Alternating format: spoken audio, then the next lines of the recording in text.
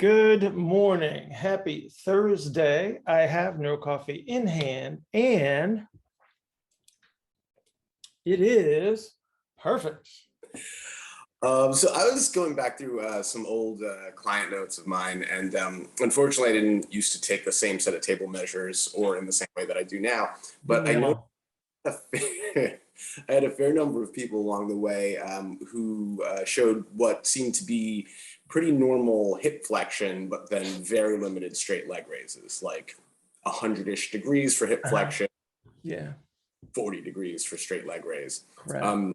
Is this probably just terrible measurement on my part, or is this something that makes sense within the larger model? Yes, you're a horrible, terrible person.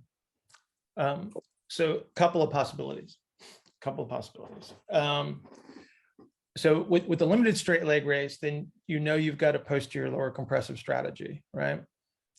And so theoretically, you should not have anything that would approach a normal hip flexion measure, right? Because the limitation is at the hip.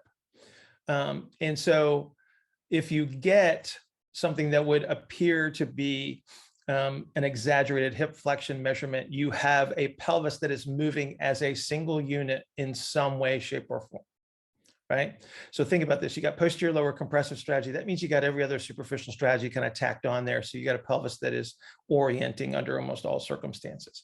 So you've got three possibilities. It's turning towards you, it's turning away, or it's just rolling straight back towards the table, which would be, under that circumstance where you're measuring one hip at a time, would be a turn towards you. So chances are that's what you're seeing, is you just turned them towards you as you were moving them up into the hip flexion. Awesome. Yeah, and very useful to distinguish between like if you've got a curiosity and you can't quite figure out what's going on, very useful, because it becomes that outlier measure when you go, well, how the heck could I possibly get that measure? Because it doesn't make sense that I have this really limited straight leg raise.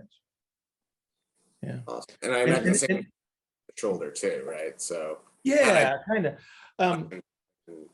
When you get the asymmetrical ones, where you get like crazy hip flexion on one side and very limited on the other side, and you also see this with your ER measures, it'll help you distinguish that representation as well, because the magnification of external rotation is definitely going to be the spinal rotation toward you.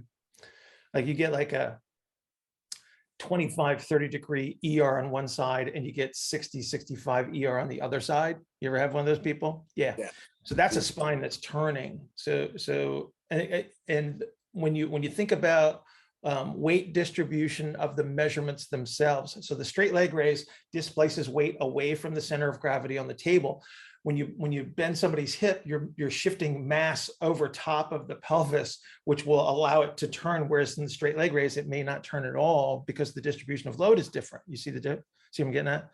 Yeah. So again, the outlier, that's why I talk about coffee cups on the chessboard. It's like sometimes you get that one measure that's like, but thankfully you get that one measure, because that gives you the key to the whole thing. Because you see people that would like measure crazy symmetrical but limited, except for one thing, right? And there's two reasons for that. You have a constraint that gave way, which would not be fun, and you would know pretty much that it would be really uncomfortable when you do the measurement, or you have somebody that, like I said, they're moving as a unit, so they're orienting to create the magnification of the range of motion.